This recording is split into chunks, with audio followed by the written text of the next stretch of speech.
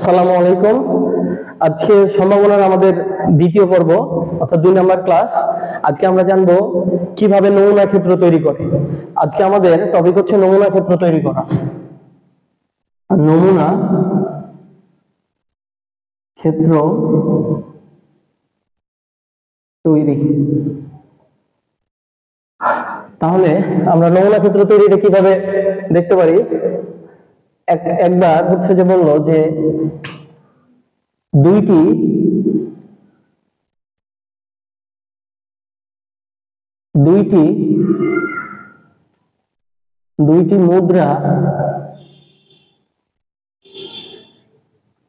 মুদ্রা একত্রে নিক্ষেপ করা হলো। দুইটি মুদ্রা একত্রে নিক্ষেপ করা হলে নমুনা ক্ষেত্র তৈরি করা হলো। তাহলে নমুনা ক্ষেত্র তৈরি করো। তাহলে নমুনা ক্ষেত্র তৈরি করো। কয়টা মুদ্রা একত্রে নিক্ষেপ করেছে? দুইটা মুদ্রা। তাহলে দুইটা মুদ্রা যদি আমরা নিক্ষেপ করি, দুইটা মুদ্রা একত্রে নিক্ষেপ করেছে, তাহলে দুইটা মুদ্রা ধরে নিলাম যে এটা হচ্ছে প্রথম মুদ্রা, এটা হচ্ছে প্রথম মুদ্রা, আর এটা হচ্ছে দ্বিতীয় মুদ্রা। তাহলে প্রথম মুদ্রায় দুইটা পিঠ থাকে, একটা হচ্ছে হেড আর একটা হচ্ছে টেল। আর দ্বিতীয় মুদ্রায় দুইটা পিঠ থাকবে, একটা হচ্ছে হেড আর একটা হচ্ছে টেল। তো এবার হচ্ছে নমুনা ক্ষেত্র তৈরি করব। কিভাবে নমুনা ক্ষেত্রটা তৈরি করব? যদি আমরা এইভাবে গুণ দিই, নিচ থেকে হেড দ্বারা হেডকে গুণ দেব, তাহলে কি হবে? Head head. এই হেড দ্বারা টেলকে গুণ দেব, তাহলে কি হবে? Head tail. টেল দ্বারা হেডকে, যেহেতু এটা দ্বারা উপরের দুইটাকে প্রথমে গুণ দিয়েছি, তাহলে এইটা দ্বারাই গুণ দেব, ওইটা দ্বারা আবার এইদিকে গুণ দিতে আসবো না। তাহলে টেল দ্বারা গুণ দেব, টেল দ্বারা হেডকে গুণ দিলে টেল হেড। এবার টেল দ্বারা টেলকে গুণ দেব, টেল টেল। তাহলে নমুনা ক্ষেত্র, অতএব নমুনা ক্ষেত্র সমান head head head head head tail tail head tail tail. আর নমুনা ক্ষেত্র যেহেতু একটা সেট, তাহলে কি সেকেন্ড ব্র্যাকেট দিয়ে আমাদের বদ্ধ করা লাগবে। এটা হচ্ছে আমাদের নমুনা ক্ষেত্র। তাহলে আমরা একটু বড় প্রবলেম গুলা দেখি।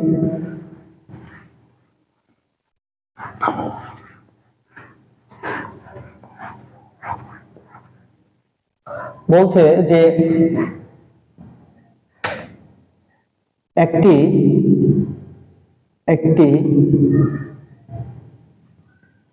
মুদ্রা ও ছক্কা একত্রে নিক্ষেপ করা হলে, একটি মুদ্রা ও ছক্কা একত্রে নিক্ষেপ করা হলে কি কি নমুনা ক্ষেত্র পাওয়া যাবে? এটা হচ্ছে কোশ্চেন। একটি মুদ্রা ও একটি ছক্কা একত্রে নিক্ষেপ করা হলো, তাহলে বলছে কি কি নমুনা ক্ষেত্র পাওয়া যাবে। তাহলে আমরা এইভাবে ঘর টেনে নেব, এই পাশে লিখলাম ছক্কা আর এই পাশে লিখলাম মুদ্রা। এবারে একত্রে নিক্ষেপ করেছি, তাহলে ছক্কা নিক্ষেপ করলে আমরা পাইতে পারি হচ্ছে 1 2 3 4 5 6। এই 6টাই তো ছক্কায় হচ্ছে কয়টা তল থাকে? 6টা পৃষ্ঠ থাকে না? 1 2 3 4 5 6, ঠিক আছে। আর মুদ্রায় থাকে হচ্ছে হেড আর টেল। তাহলে বলছে একটি মুদ্রা ও একটি ছক্কা একত্রে নিক্ষেপ করা হয়েছে। আগে কাকে নিক্ষেপ করেছে? আগে নিক্ষেপ করেছে মুদ্রা, তারপরে আসছে কে? ছক্কা। তাহলে আগে যে শব্দটা থাকবে সেইটা দ্বারা হচ্ছে আমরা গুণ দিব। তাহলে আগে আছে মুদ্রা, তাহলে এইচ দ্বারা গুণ দিব, এইচ দ্বারা 1 কে গুণ দেব। 1 দ্বারা এইচ কে গুণ দেব, 1 এইচ লিখবো না, আমরা লিখবো এইচ দ্বারা 1 কে গুণ দিয়ে head 1, head 2, head 3, head 4, head 5 আর এই হেড আর ওই 6, হেড 6। এবার আমরা টেল দ্বারা গুণ দেব, ওইগুলো দ্বারা গুণ দেব না। কেউ যদি লেখে যে 1, এটা লিখলো 1 টেল, তাহলে তারটা ভুল, কারণ আগে টেল দ্বারা গুণ দিতে হবে, কারণ আমাদের এই কোশ্চেনে বলে দিয়েছে যে একটা মুদ্রা ও ছক্কা একত্রে নিক্ষেপ করেছে। তাহলে টেল 1, টেল 2, টেল 3, টেল 4, টেল 5, টেল 6। তাহলে এইগুলো হচ্ছে আমাদের নমুনা ক্ষেত্র। অতএব নমুনা ক্ষেত্র H1, H2, H3, H4, H5, H6। এবার হচ্ছে টেল 1, টেল 2, টেল 3, টেল 4, টেল 5, টেল 6। এই হচ্ছে আমাদের নমুনা ক্ষেত্র। আর নমুনা ক্ষেত্রের প্রত্যেকটা বিন্দুকে কি বলা হয়? এক একটা বিন্দু।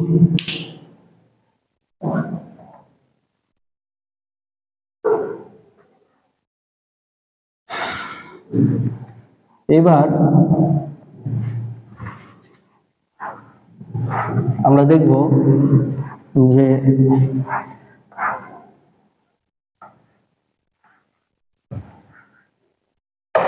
তিনটে মুদ্রা একত্রে নিক্ষেপ করলে কি হবে? তিনটি মুদ্রা একত্রে নিক্ষেপ করলে নমুনা ক্ষেত্র কি কি হবে? একত্রে নিক্ষেপ করলে নমুনা ক্ষেত্র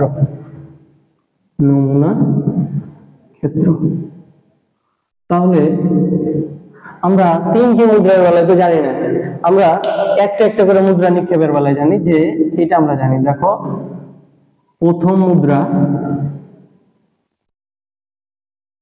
আর এটা হচ্ছে দ্বিতীয় মুদ্রা। প্রথম মুদ্রায় থাকে হেড আর টেল, দ্বিতীয় মুদ্রায়ও থাকে হেড আর টেল। হেড দ্বারা হেডকে গুণ দিলে হেড হেড, হেড দ্বারা টেলকে গুণ দিলে হেড টেল, টেল দ্বারা হেডকে গুণ দিলে টেল হেড, আর টেল দ্বারা টেলকে গুণ দিলে টেল টেল। এই চারটা হচ্ছে আমাদের কি, একবার যদি দুইটা মুদ্রা নিক্ষেপ করি তাহলে আমাদের নমুনা ক্ষেত্র পাবো হেড হেড, হেড টেল, টেল টেল, আর হচ্ছে টেল হেড আর হচ্ছে টেল টেল। এবার আমরা তিনটি মুদ্রা একত্রে নিক্ষেপ করেছি, তাহলে দুইটি মুদ্রা নিক্ষেপের ক্ষেত্রে নমুনা ক্ষেত্র পেয়েছি কি কি? হেড হেড হেড টেল, তারপরে পেয়েছি হচ্ছে টেল হেড, তারপরে পেয়েছি টেল টেল। এইবার আমরা আরো একটা মুদ্রা আছে না, তিনটা মুদ্রা না, তাহলে এটা দুইটা মুদ্রা নিক্ষেপের ফলে, তাহলে আরো একটা মুদ্রা হচ্ছে তৃতীয় মুদ্রা লিখে নিলাম এই পাশে। তৃতীয় মুদ্রায় থাকে হেড আর থাকে কি টেল। তাহলে আমরা বরাবর হচ্ছে এই বরাবর গুণ দিচ্ছি বারবার, তাহলে আমরা এই বরাবরই হচ্ছে কি দিব? গুণ দিব। তাহলে হেড দ্বারা যদি এইটার গুণ দিই তাহলে হবে হেড হেড হেড, আর হেড দ্বারা এটা দ্বারা যদি এই দুটার গুণ দিই তাহলে হবে হেড হেড টেল, আর এটা দ্বারা গুণ দিলে হেড টেল হেড, হেড দ্বারা টেল টেলকে গুণ দিলে হবে হেড টেল টেল, আর টেল দ্বারা যদি গুণ দিই তাহলে টেল হেড হেড, আর এটা হবে কি টেল হেড টেল, তারপরে টেল টেল হেড আর টেল টেল টেল। এই কয়টা হচ্ছে আমাদের নমুনা ক্ষেত্র। এই কয়টা নিয়ে যদি একটা সেটের ভিতরে আমরা আবদ্ধ করি তাহলে কি পাবো? তাহলে হচ্ছে আমরা নমুনা ক্ষেত্রটা পেয়ে যাব। ঠিক আছে, তাহলে নমুনা ক্ষেত্র আমরা যদি এইভাবে বলে যে দুইটা ছক্কা একত্রে নিক্ষেপ করা হলো, দুইটা ছক্কা একত্রে নিক্ষেপ করা হলো, তাহলে দুইটা ছক্কা যদি নিক্ষেপ করি তাহলে কি করব? এইভাবে প্রথম ছক্কা 1 2 3 4 5 6, দ্বিতীয় ছক্কা 1 2 3 4 5 6। এবার 1 দ্বারা 1 কে গুণ দিব, 1,1 লিখবো। 1 দ্বারা 1 2 কে গুণ দিব, 1,2 লিখবো। 1 দ্বারা 3 কে গুণ দিব, 1,3। 1 দ্বারা 4 কে গুণ দিব, 1,4। এইভাবে আমাদের মোট হচ্ছে নমুনা ক্ষেত্রে যে বিন্দুগুলো পাবো 36টা বিন্দু পাবো। কতটা বিন্দু পাবো? 36টা। ঠিক আছে, তাহলে তোমরা এটা করবে যে দুইটা ছক্কা যদি একত্রে নিক্ষেপ করা হয় অথবা একটা ছক্কা যদি দুইবার নিক্ষেপ করা হয়, একটা ছক্কা যদি দুইবার নিক্ষেপ করা হয়।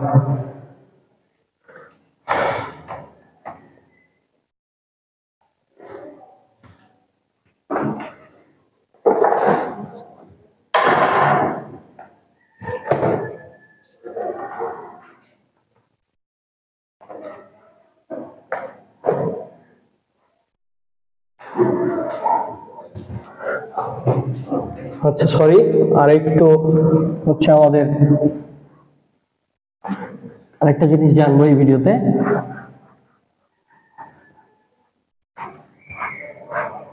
তারপরে আমরা অঙ্কতে যাব।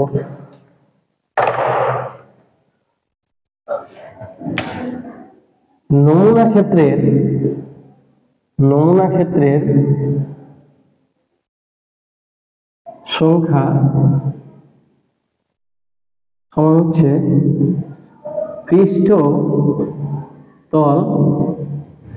পৃষ্ঠতলের উপর পাওয়ার n। নমুনা ক্ষেত্রের সংখ্যা হবে পৃষ্ঠতলের উপর পাওয়ার কি? n। যদি বলতো নমুনা ক্ষেত্র টোটালটা হচ্ছে আমাদের এই ব্র্যাকেটের ভিতরে যেগুলো থাকে সেগুলো হচ্ছে কি, এই টোটালটা হচ্ছে একটা নমুনা ক্ষেত্র। এবার এই আমাদের কাছে চাইছে হচ্ছে নমুনা ক্ষেত্রের সংখ্যা। নমুনা ক্ষেত্রের সংখ্যার ফর্মুলা হচ্ছে পৃষ্ঠতলের উপর কি পাওয়ার n। তাহলে মুদ্রার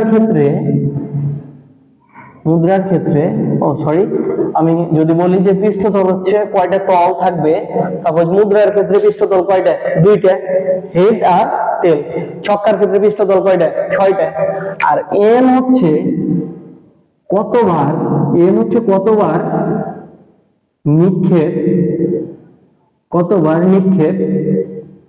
করা হচ্ছে। n হচ্ছে কতবার নিক্ষেপ করা হচ্ছে। তাহলে আমি সাপোজ আমাকে বললো যে একটা মুদ্রা 4 বার নিক্ষেপ করা হচ্ছে, তাহলে নমুনা ক্ষেত্রের সংখ্যা কতটি হবে? তাহলে আমরা মুদ্রার ক্ষেত্রে জানি পৃষ্ঠতল হচ্ছে 2টা, তাহলে 2 টু দি পাওয়ার কত? 4। 4 বার নিক্ষেপ করা হচ্ছে কয়টা মুদ্রাকে? একটা মুদ্রাকে 4 বার নিক্ষেপ করা হলে নমুনা ক্ষেত্রের সংখ্যা পাওয়া যাবে 2 to the power 4। That's mean কত? 16। যদি একটা মুদ্রাকে 5 বার নিক্ষেপ করা হতো তাহলে কি হতো? নমুনা ক্ষেত্রে 2 টু দি পাওয়ার 5। এইভাবে আমরা পারবো। যদি বলতো যে 4টি মুদ্রাকে একবার নিক্ষেপ করা হয়েছে, 4টা মুদ্রাকে, এই কোশ্চেনটা ছিল একটি মুদ্রাকে 4 বার নিক্ষেপ করলে, একটি মুদ্রাকে 4 বার নিক্ষেপ করলে, 4 বার নিক্ষেপ করলে নমুনা ক্ষেত্রের সংখ্যা কতটি? এবার আমাকে আরেকটা কোশ্চেন বললো, কোশ্চেন নাম্বার 2, যে 4টি মুদ্রাকে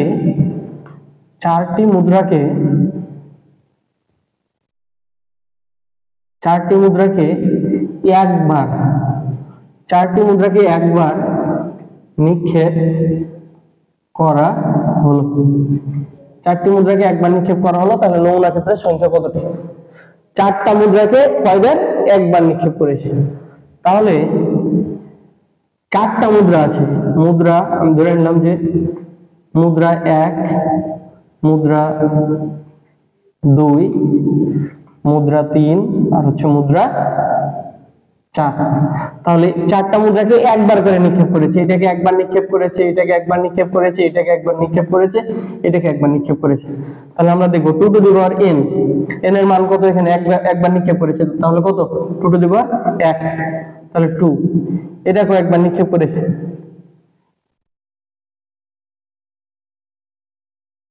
তাহলে 2 টু দি পাওয়ার 1, তার মানে হচ্ছে 2, তারপরে 2 টু দি পাওয়ার 1, তার মানে হচ্ছে 2, আর এটা হচ্ছে 2 টু দি পাওয়ার 1, তার মানে কত 2। তাহলে আমাদের এটা ছিল একটা মুদ্রাকে 4 বার নিক্ষেপ করা, আর 4টা মুদ্রাকে একবার নিক্ষেপ করেছে, তাহলে আমাদের আসছে হচ্ছে কত 2 প্লাস 2 প্লাস 2 প্লাস 2। তাহলে 4টি মুদ্রাকে একবার নিক্ষেপ করলে আমাদের যে নমুনা ক্ষেত্রটা পাওয়া গেল, আচ্ছা বলছিলাম যে 4টি মুদ্রাকে একবার নিক্ষেপ করা হলে নমুনা ক্ষেত্র কি কি হবে। দেখো তাহলে একটা মুদ্রাকে প্রথম মুদ্রাটাকে একবার নিক্ষেপ করলে 2, তারপর একটা 2, তারপর একটা 2, তারপর একটা 2, তাহলে এটা যদি সবগুলো আমরা গুণ দিই তাহলে 2 দুগুণা 4, 4 দুগুণা 8, 8 দুগুণা 16। তাহলে এইখানে হচ্ছে আমরা নমুনা ক্ষেত্র পেলাম কতটি, 16টি। এখানে পেয়েছিলাম কতটি, 16টি। 2 টু দি পাওয়ার 4 মানে 16। তাহলে এখান থেকে আমরা একটা কথা বলতে পারি, সেটা হচ্ছে যে